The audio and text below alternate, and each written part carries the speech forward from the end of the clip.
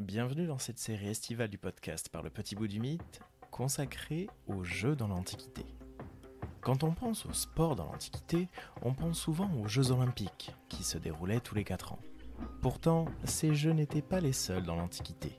Laissez-moi vous faire découvrir d'autres jeux et surtout les mythes qui leur sont associés. Aujourd'hui, l'épisode 4 sur les jeux panhelléniques, les jeux pythiques à Delphes.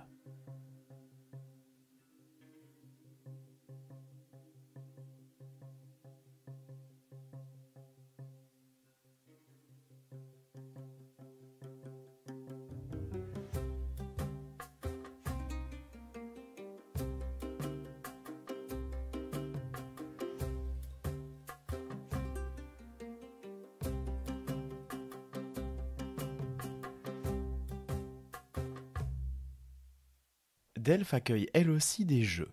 Sortons un temps du Péloponnèse pour nous rendre un peu plus au nord, en Phocide, dans le sanctuaire consacré à Apollon.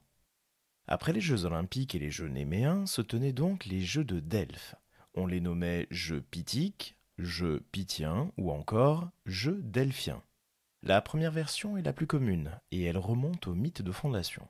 Dans le terme pythique, vous entendez forcément le nom de la Pythie, la prêtresse du dieu Apollon qui offrait aux mortels des oracles, des prédictions que seuls les prêtres pouvaient décrypter.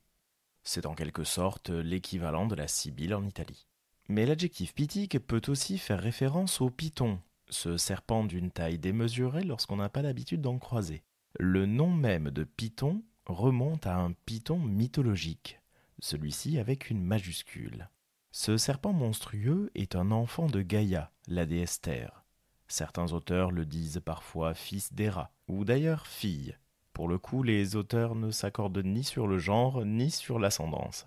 Mais ces deux naissances ne sont pas sans rappeler le monstre par excellence de la mythologie grecque, Typhon, ou Typhée, que nous avons déjà abordé dans un double épisode. Il était lui aussi soit enfant de Gaïa, soit l'enfant d'Héra. Mais sa fonction était bien plus destructrice. Le serpent Python gardait l'oracle de Delphes.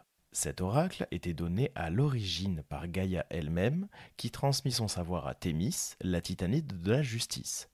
Le sanctuaire de Delphes lui était donc consacré.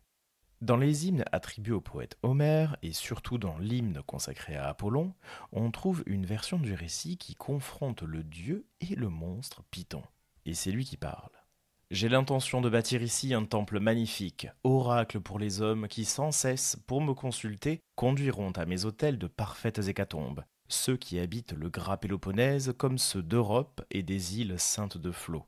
À tous, je veux faire connaître ma volonté infaillible, en rendant mes arrêts dans un riche sanctuaire. En parlant ainsi, Phébus Apollon posa des fondations du temple. Elles étaient vastes et s'étendaient très loin. Sur ces bases, un seuil de pierre fut placé par les fils d'Erginos, Trophonios et Agamédès, chers aux dieux immortels. Autour du seuil, les familles innombrables des hommes élevèrent un temple avec de la pierre à bâtir, pour qu'il fût digne d'être chanté à jamais. Toute proche est la source aux belles ondes où le Seigneur, fils de Zeus, tua de son arc puissant le dragon femelle, la bête énorme et géante, le monstre sauvage qui, sur la terre, faisait tant de mal aux hommes, tant de mal aussi à leurs moutons aux pattes fines.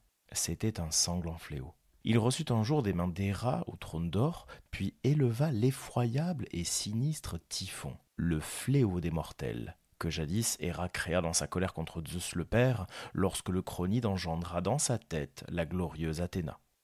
Pendant plusieurs vers, Héra menace Zeus. Et voilà comment l'hymne continue. En parlant ainsi, elle s'éloigna des dieux dans sa colère. Aussitôt après, la noble Héra aux larges yeux fit une invocation et, du plat de la main, frappa le sol en disant ces mots. « Écoutez-moi en cet instant, terre et vaste ciel là-haut, et vous qui demeurez dans le sol autour du grand Tartare, dieu titan dont sont issus les hommes et les dieux. Entendez-moi, vous tous, en cet instant. Donnez-moi un fils sans Zeus, et qui ne lui soit en rien inférieur pour la force, qui l'emporte sur lui au contraire autant que sur Cronos, Zeus à la vaste voix. » En s'exprimant ainsi, elle frappe le sol de sa forte main, et la terre, source de vie, en tressaillit. À cette vue, elle était joyeuse au fond du cœur, parce qu'elle croyait arriver à ses fins. Depuis ce jour, jusqu'à ce que l'année fût accomplie, elle n'entra plus jamais au lit du prudent Zeus, et jamais ne vint, comme naguère, s'asseoir auprès de lui sur son trône ouvragé pour y méditer de profonds desseins. C'était dans ces temples pleins de prières que, contente de ses offrandes, restait la noble Héra aux larges yeux. Mais lorsque les mois et les jours touchèrent à leur terme, et que vinrent les heures avec le retour du cycle de l'année, elle enfanta un être qui ne ressemblait ni aux dieux ni aux hommes, l'effroyable et sinistre Typhon, le fléau des mortels.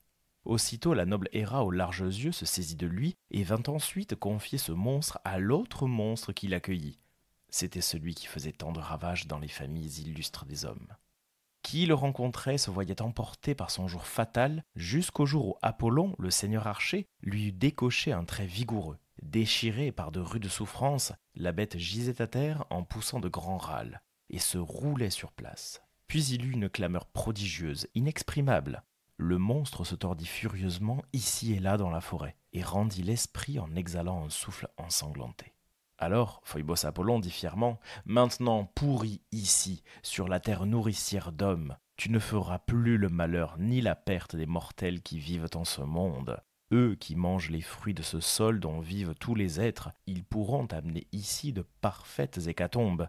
Ce n'est pas Typhée qui écartera de toi la triste mort, ni non plus la chimère au nom maudit, mais en ce lieu même te feront pourrir la terre noire et le radieux Hypérion. » Il parlait ainsi avec fierté. Les ténèbres voilèrent l'œil de la bête, et l'ardeur puissante du soleil la fit pourrir en ce lieu même.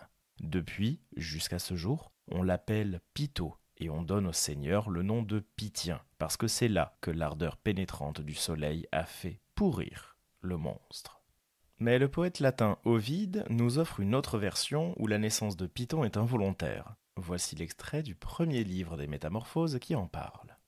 Donc, aussitôt que la terre, couverte de boue par le déluge récent, recommença à recevoir du haut des airs la chaleur des rayons du soleil, elle donna le jour à des espèces innombrables. Tantôt elle rendit aux animaux leur figure primitive, tantôt elle créa des monstres nouveaux. Ce fut bien contre son gré qu'elle t'enfanta aussi à cette époque colossal Python. Pour les peuples nouveau-nés, serpent alors inconnu, tu étais un objet de terreur, tant tu occupais d'espace le long de la montagne. L'archer divin, qui jamais auparavant ne s'était servi de ses armes que contre les daims et les chevreuils prompts à la fuite, l'accabla de 1000 traits.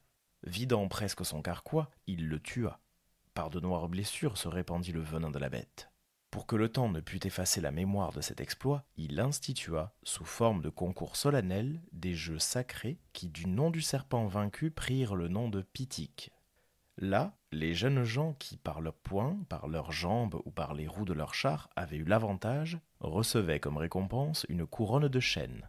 Le laurier n'existait pas encore, et, pour ceindre les longs cheveux autour du beau front, Phébus empruntait leur feuillage à des arbres de toutes sortes. Cela dit, le géographe Pausanias rappelle que les premiers concours donnés à Delphes étaient composés de chants d'hymnes en l'honneur du dieu Apollon. Ce concours n'aurait cependant même pas accepté le célèbre Orphée, ni vu gagner ni Hésiode, ni Homère. Et tout cela est bien triste. Ce même Pausanias nous rapporte une variante qui donne pour fondateur des premiers jeux pythiques Diomède, un des héros grecs, lors de son retour de la guerre de Troie. Mais aucun autre texte n'en parle. Merci d'avoir écouté ce 4e épisode de la série estivale présentant les jeux panhelléniques et les mythes qui leur sont associés. Vous retrouverez pendant les Olympiades des épisodes spéciaux pour chaque grand concours. Et nous prendrons le temps d'observer leur histoire, ou plutôt leur mythe fondateur, au cours de ces petits épisodes. À bientôt pour un nouveau coup d'œil par le petit bout du mythe.